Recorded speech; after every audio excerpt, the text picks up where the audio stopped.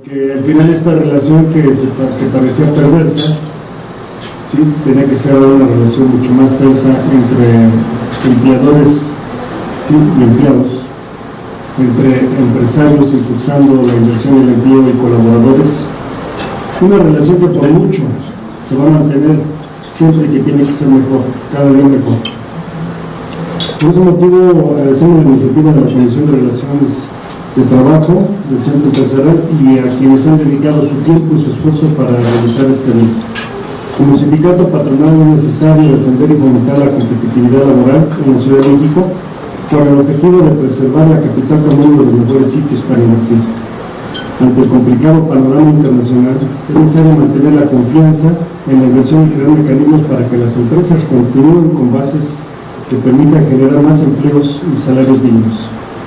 Esto se logrará en la medida en la que fortalezcamos el mercado interno y mejoremos la competitividad laboral, que asegure que las empresas tengan certidumbre jurídica y flexibilidad para mantener la capacidad de trabajo formal. Es por ello que la iniciativa para reformar el artículo 123 constitucional, que ya fue avalada por el Senado y que ahora se encuentra en discusión en la Cámara de Diputados, considera la creación de nuevas instancias que se encargarán de resolver los conflictos laborales. Desde Coparmex Ciudad de México hacemos un llamado para que esta reforma venga acompañada de un proyecto de capacitación y formación profesional para quienes integrarán las nuevas instancias que se encargarán de impartir la justicia social. Se tiene que asegurar que los derechos laborales de los trabajadores se respeten y que las empresas cuenten con los mecanismos para brindar más y mejores empleos, además de planes de capacitación y desarrollo profesional para sus colaboradores. Sin duda alguna, lo más importante para la Coparmex es su gente. También es importante mencionar que las legislaciones secundarias de la reforma laboral no deben de perder de vista el acuerdo que se tiene de los datos del INEGI, donde alrededor del 60% de los trabajadores no cuentan con las prestaciones básicas de vida. Recordemos que cerca del 90% de los colaboradores cuentan con un empleo que se genera por micros y pequeñas industrias, lo que no garantiza tener una fuente de trabajo que perdure en el tiempo, debido a la alta mortalidad de las empresas que tiene nuestro país. Otro aspecto que se debe considerar es el trabajo informal. Sabemos que más de 2 millones de personas trabajan en esta condición, lo que detona la importancia, ¿sí?, de involucrarnos en una reforma laboral que los alcance y los abrace a todos. Se reconoce en este sentido la complejidad de este fenómeno y estamos convencidos que es necesaria la participación del gobierno local y federal, además de los sectores productivos, para hacer propuestas integrales a políticas públicas que permitan realizar estrategias para la generación de empleos formales. Es aquí donde ponemos énfasis en la importancia del trabajo de la Coparmex, que desde varias instancias ha alzado la voz para señalar la brecha de desigualdad social en nuestro país y que cada vez parece más pronunciada. Asimismo, reconocemos el esfuerzo de la secretaria Amalia García, responsable de la Secretaría de Trabajo y Fomento al Empleo, y que siempre ha acompañado estos procesos de manera inteligente, con sobrado ahínco y esmero. También hemos propuesto acciones para aumentar el acceso a la justicia, combatir la inseguridad y la corrupción, además de lograr una mejora regulatoria. Con este trabajo conjunto entre iniciativa privada y gobierno, buscaremos aumentar la confianza de los ciudadanos en las instituciones públicas, fomentar la competitividad y promover el Estado de Derecho. Los empresarios de la capital y el gobierno son los corresponsables de promover condiciones de trabajo digno para todos y para todas. En la medida que logremos estas metas, ganaremos beneficios para nuestra ciudad y para quienes habitamos la misma. Debemos involucrarnos más y organizarnos para contribuir con nuestras ideas y poner en acción las propuestas para lograr una reforma laboral integral que beneficie de manera amplia a todos los habitantes de la ciudad y del país. Muchísimas gracias y bienvenidos a todos. Sin ninguna duda, y creo que en esto coincidimos con Coparmex, que un ámbito que tiene que ver con la justicia laboral es que a quienes trabajan se les garantice y se les aporte también capacidad de formación y conocimiento.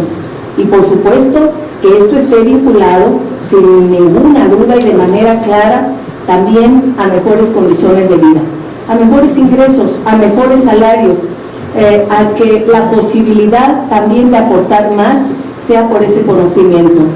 Si comparamos nuestro país que es uno de los países miembros de la OCDE, de la OCDE, con otros países, lo que encontraremos es que, por ejemplo, México, junto con países como Turquía, es uno de los países con uno de los menores salarios mínimos, pero más largas jornadas laborales. Y sin embargo, lo que encontramos es que países como Holanda, como Dinamarca, como Noruega, que tienen altos salarios mínimos, menos jornadas laborales y tienen una alta productividad. ¿En qué está basada la productividad? No en cuántas horas de trabajo, no en cuánto se exprime la mano de obra, sino en el conocimiento, en la formación, en la calidad. Y esto es lo que hace absolutamente la diferencia. Y el reto que tenemos en nuestro país es qué tipo de desarrollo estamos impulsando, qué tipo de desarrollo queremos que se impulse. Y aquí yo diría, porque me parece que además es pertinente, como se dice, es la presencia en la sala, sin que lo digamos, está el debate del Tratado de Libre Comercio. Y en el debate del tratado que está en el medio del Tratado de Libre Comercio, una de las cuestiones que han estado presentes es por parte de los Estados Unidos y también de Canadá, sobre todo de los sindicatos, pero no solo, también hay que decirlo, del gobierno norteamericano, es en la mesa el reclamo sobre los salarios en nuestro país y sobre las condiciones laborales en las que están los trabajadores. Y aunque, si bien es cierto, tenemos los mexicanos, las mexicanas, un enorme disgusto, una enorme irritación por el maltrato y el tono que adopta el presidente de los Estados Unidos con México y con los mexicanos, también hay que decir que han puesto en la mesa un tema que también es parte del debate en nuestro país y que es el de las condiciones en las que están los trabajadores en México. Han puesto en el centro temas que ya han sido tocados desde nuestro interior. Coparmex lo ha planteado, el jefe de gobierno de la Ciudad de México lo ha planteado, y es cómo están los trabajadores, empezando por el salario. Y cuando hablamos de salario, y estoy haciendo referencia a esto porque me parece, insisto, sustancial a la hora de hablar de justicia laboral, que es el tema con el cual se inició esta reforma. La reforma constitucional tuvo como título ir por una justicia laboral. Ese fue el objetivo, justicia laboral. Y si vemos los salarios, lo que encontramos es que en México el salario es de cerca de 90 pesos al día, 88.36, y se ha debatido si puede ser de 90, si puede ser de 96, si puede aumentar. En Estados Unidos varía de estado en estado, pero va de $10 a $15, no al día, sino la hora. Y en Canadá el promedio del salario mínimo son $13 canadienses. La diferencia es abismal. Yo no quiero decir que en México debamos a ir a los salarios de $10 o de $15 la hora, pero sí tendría que haber una visión diferente, una visión que ponga el acento de manera integral en mejores ingresos, también en capacitación y en formación. Otro cambio también importante que tiene que ver con lo que es la reforma laboral y la reforma fiscal. A partir del 2014, ustedes saben, lo han sufrido como algunos como empleados, otros como empresarios, el que la deducibilidad de prestaciones sociales, la deducibilidad de conceptos que para los trabajadores son exentos, como son los fondos de pensiones, como son la despensa, como son el fondo de ahorro, como es el tiempo extraordinario, como es el aguinaldo, que son prestaciones, incluso el aguinaldo, la prima de vacaciones, obligatorias por ley del trabajo. Pero otras prestaciones que el patrón, con afán de incrementar el nivel de vida de sus trabajadores, proporciona de una manera a veces sí contractual, porque a veces el sindicato lo exige, pero otras veces cuando no hay contrato colectivo de trabajo, el contrato individual así lo define, o las, pues digamos que los planes de previsión social implementados por el patrón también lo otorgan, que son precisamente esos conceptos de despensa, de fondo de ahorro, de reembolsos de gastos de funeral, de ayudas para útiles escolares, de, en fin, subsidios por incapacidad adicionales a los que establece la Ley de Seguro Social. Todas esas prestaciones que muchos patrones han otorgado para que sus trabajadores gocen de un mejor nivel de vida, a partir del 2014, con la no deducibilidad al 100% de esos conceptos, son en un 47 o 53%, algunas empresas no es que hayan querido quitarlos, no pudieron ya con el peso, el gravamen del uso de la renta por no poder deducir estos conceptos. Entonces es necesario que también los legisladores puedan abocarse a ese importante rubro de prestaciones sociales exentas para trabajadores, que ¿a quién le corresponde dar un mejor nivel de vida a los trabajadores? Sí, al Estado, pero el patrón dice, muy bien, yo aprovecho darles una despensa, yo aprovecho que ahorren para el futuro, yo les voy a dar una pensión, un fondo de pensiones para que su nivel de vida en su etapa ya no productiva sea más digna, porque la pensión que actualmente se genera con nuestras afores, con este sistema que tenemos de pensiones, pues no hay absolutamente un solo trabajador que haya cumplido los requisitos para tener una pensión con el nuevo sistema. ¿Por qué? Porque apenas tiene 20 años de vigencia la Ley de Seguro Social con estas regulaciones. Pero en 4 años más ya va a haber quienes se pensionen 60 o 65 años con este esquema, y lamentablemente lo que se va a llevar de pensión no llega en la mayor parte de las veces ni al 30% de lo que percibían normalmente. Estudios actuariales que han hecho las aseguradoras, que han hecho los especialistas y que dicen, bueno, es necesario que el trabajador ahorre más, y el trabajador dice, ¿y de dónde ahorro más?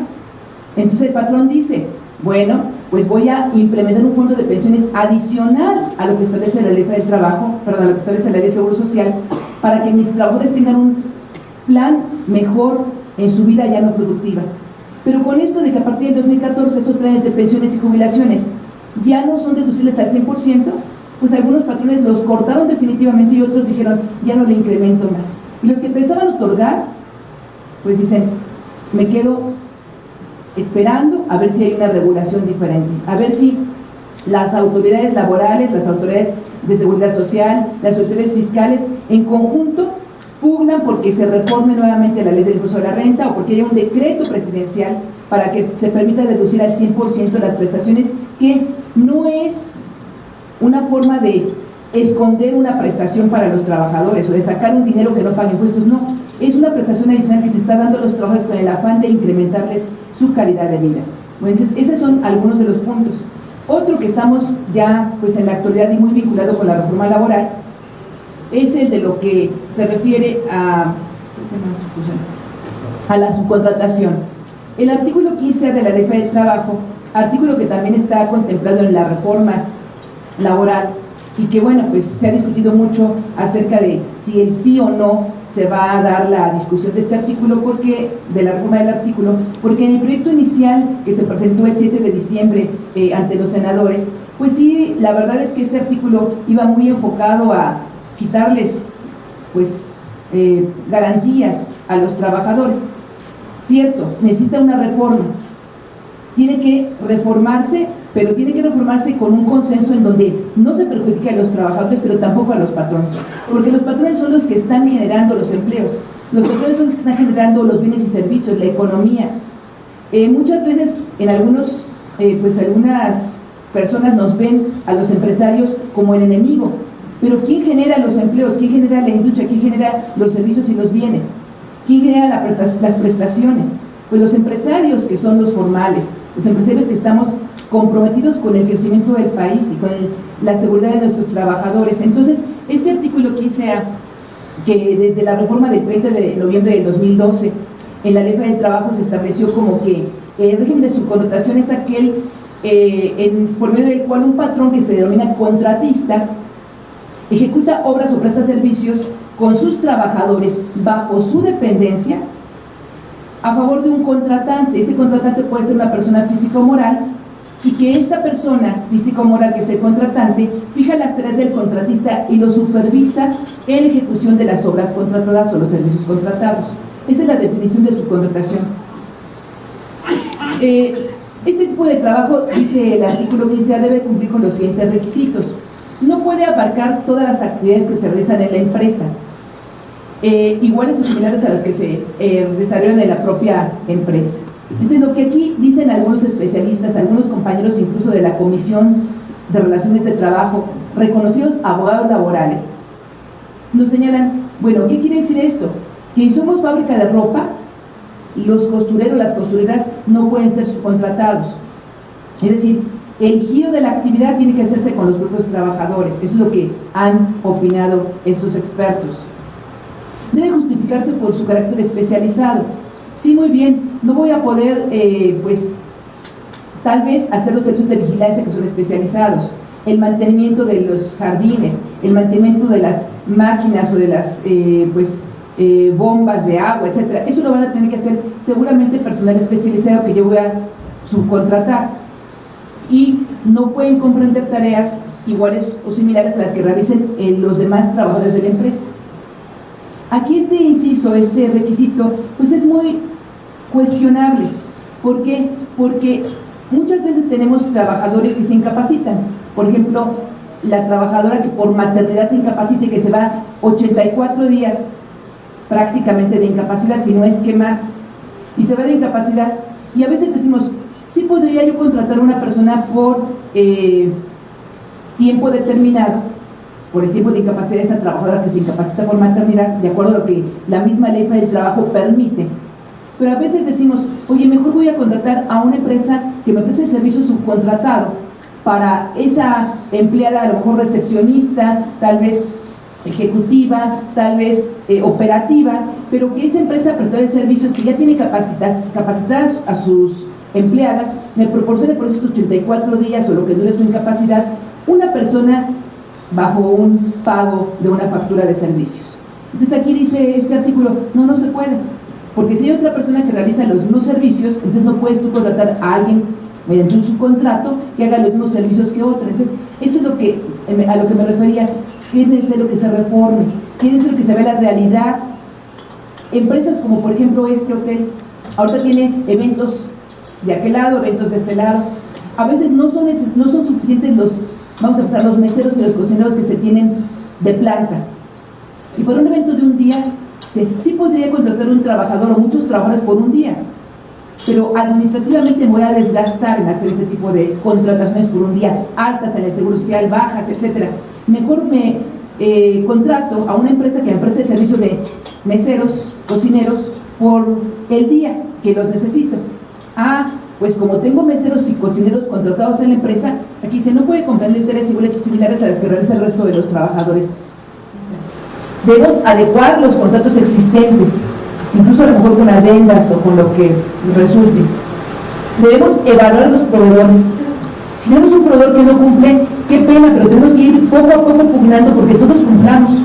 Si los que estamos aquí pagamos nuestros impuestos y estamos cumpliendo con obligaciones que nos salen más caras, que nuestras utilidades se han vuelto pérdidas o han sido menores, pues que todo el mundo tenga que pasar por lo mismo, para que todos se concienticen y que todos también presionemos al Estado para que hagan reformas necesarias, para que no se incremente el costo administrativo, el costo económico y el personal para poder cumplir con estas obligaciones. El empresario está cumpliendo más, está pagando más por cumplir con obligaciones que por generar ingresos de su actividad.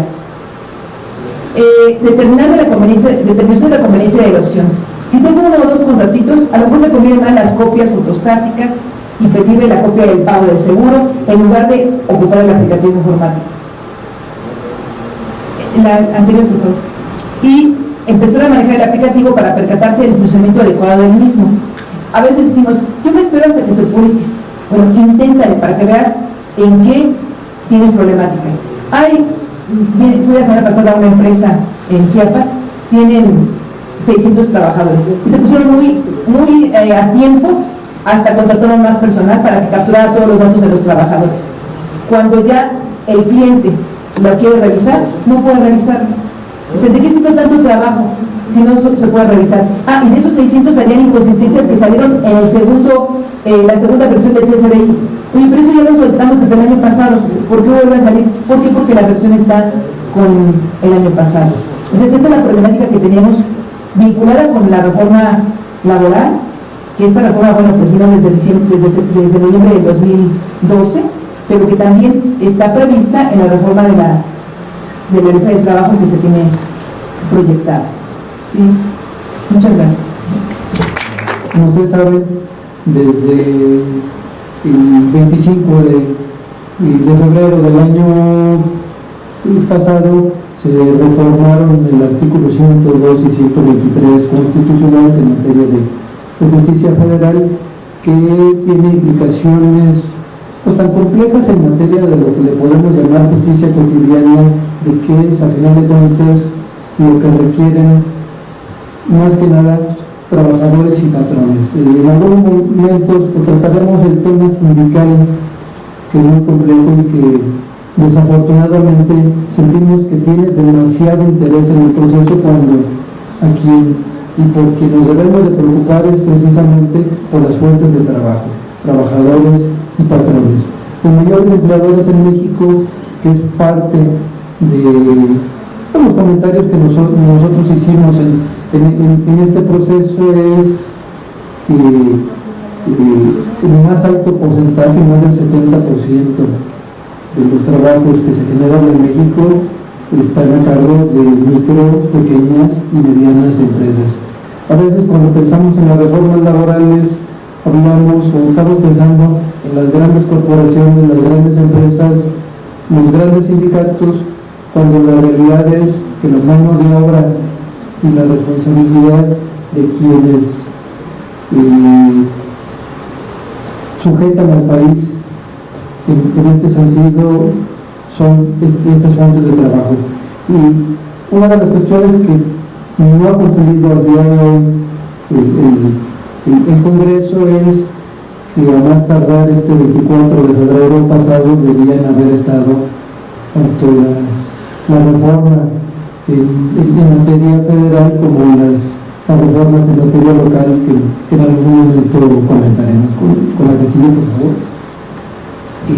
Actualmente en la Cámara de Senadores existen 3 iniciativas, una que se presentó el 7 de diciembre por 2 senadores del PRI, y una que se presentó el 14 de diciembre, que es un proyecto de la UNT que presentó un senador del PRD, y recientemente el 22 de febrero la que presentó la senadora María Pinar Ortega Martínez del PAN, que no es una iniciativa que ostente como tal el PAN, simplemente es un acto aislado donde la senadora, en esta parte no tenemos datos específicos del origen de su elaboración.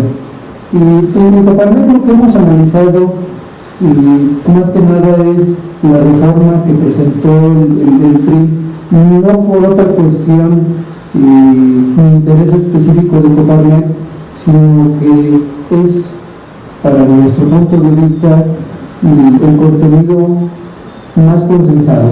No trabajado en foros, porque uno de los temas que se ha criticado esta reforma es si se trabajó en foros. No, simplemente es una reforma en donde se oyeron opiniones de varios sectores y que es el proyecto que, al final de cuentas, desde nuestro punto de vista, tiene el contenido más cercano a lo que establece la reforma constitucional. Y con la que sigue, por favor.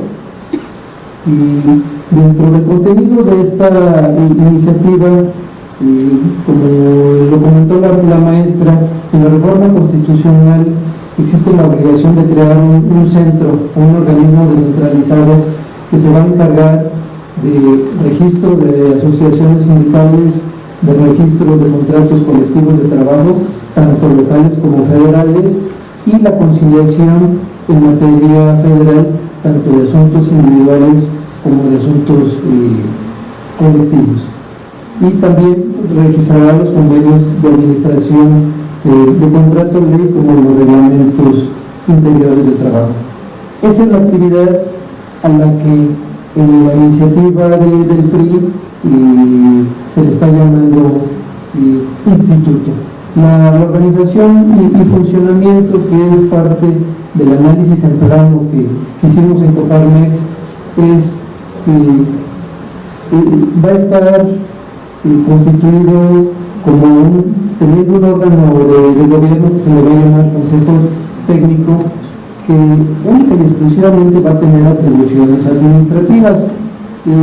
Algunos de las críticas se le han hecho a esta conformación es de que, como actualmente estamos acostumbrados en la Junta de Conciliación y Arbitraje, el tripartismo no va a existir en Barandilla. No, la realidad es que no es la idea que ese tripartismo exista en Barandilla, sino simplemente como un consejo de administración que precisamente solo va a tener atribuciones administrativas y que al margen del funcionamiento del órgano de gobierno, lo que Coparmex propuso y que lo contiene actualmente el proyecto es que los criterios o los procedimientos de registro de asociaciones, de contratos colectivos y de conciliación no se encuentren dentro de la ley, sino que queden dentro del contenido de la Ley Federal del Trabajo, para que en algún momento no llegue a viciarse que las fórmulas y contenidos de los procedimientos sean a criterio del propio instituto, sino ya regulados en la Ley Federal del Trabajo.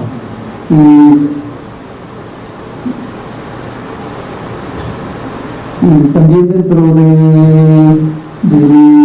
de la reforma que se encuentra planteada por el PRI, también viene un proceso de selección de conciliadores. Las ventajas de la reforma constitucional, yo creo que es algo que tenemos que apostarle, es a la conciliación tanto en materia individual primordialmente como en materia colectiva. La idea es, ya hablando de funcionarios conciliadores, es que sean funcionarios con expertise en materia laboral, abogados especializados, y que va a sonar a lo mejor muy agresivo, pero que en materia de conciliación terminemos con el negocio de abogados y terminemos en esta primera etapa de conciliación, que es por lo que en el contenido de la reforma, para acudir al instituto o a los centros de conciliación, no tiene que existir una demanda. Puede llegar el trabajador solo, asesorado por un abogado particular o por un procurador de la defensa del trabajo, a exponer su queja, y en esa libertad de negociación entre el patrón y el trabajador con un funcionario especializado se evite un procedimiento jurisdiccional. Uno de los problemas actuales en nuestra materia es precisamente que en este negocio de abogados existe la cuota litis, que al final de cuentas es un porcentaje nada bajo, regularmente 20, 25, 30, 40, y he escuchado barbaridades de que hasta un 60% les cobran a los trabajadores sobre los resultados del negocio. Entonces, es lo que ha sucedido en la práctica, que quienes hayan sufrido una demanda individual traten de negociarlo en la primera instancia, y van a ver el problema grave de que el control que trae el abogado del trabajador no permite en la mayoría de los casos llegar a un acuerdo razonable a las partes. Entonces, esta es la idea a la que estamos apostando, con la que queremos apostar ambos sectores, que se agoten la mayoría de los procedimientos vía conciliación y no se tenga que llegar a la parte jurisdiccional.